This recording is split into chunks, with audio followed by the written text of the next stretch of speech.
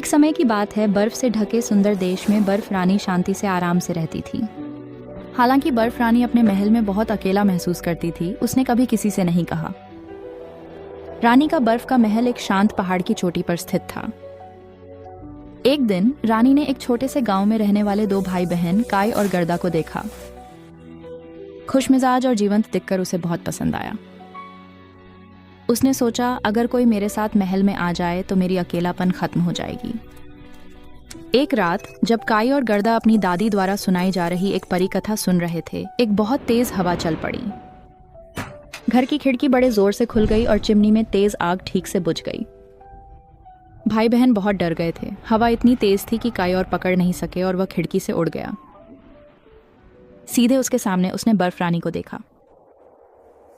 रानी ने उसका हाथ थामा, सफेद भेड़ियों द्वारा खींची जाने वाली स्लेज पर सवार हुई और आकाश में चढ़ गई। जरगा ने पीछे से अपने भाई को देखा। उस रात के बाद काई ने हिमरानी के बर्फ महल में रहने शुरू किया। काई की हंसी रानी को थोड़ा बेहतर महसूस कराती थी, लेकिन उसे यह एहसास नहीं था कि काई ठंड से जूझ रहा था और वह अपनी बहन को भी याद कर रहा था।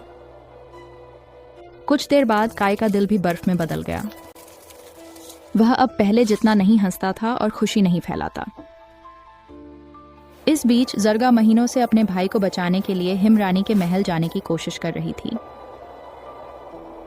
वह भारी हिमपात से परवाह नहीं करती थी और बिना थके बर्फ से ढके जंगल को पार करती थी। एक सफेद हिरण ने जरगा की बहादुरी और जिद्दी दृढ़ संकल्प को देखा और कहा, मैं तुम्हें हिमरानी के महल तक ले जा सकता हूं। गेड़ा ने हिरण के सींगों को कसकर पकड़ा। हिरण आकाश में उड़ा और उसे बर्फ रानी के महल में ले गया।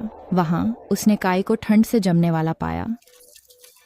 उसने उसे कसकर गले लगाया और अपने प्यार से उसे गर्म किया। काई पुराने रूप में लौट आया, फिर मुस्कुराया और गेड़ा धन्यवाद। जब रानी ने यह क्षण देखा तो उसने समझा कि उसने दो भाई बहनों को कितना नुकसान पहुंचाया था। उस दिन से गेड़ा और काई ने कभी कभी रानी को अपने घर आमंत्रित किया और उससे दोस्ती की। रानी अब अकेला महसूस नहीं करती थी, क्योंकि वह अब जानती थी कि प्यार जीवन का आधार, एक ऐसी शक्ति है जो बर्फ को पिघला सकती है और सबसे अकेले दिलों को भी गर्म कर सकती है। ऐसे ही और वीडियो के लिए कृपया इस चैनल को लाइक और सब्सक्राइब करें। धन्यवाद।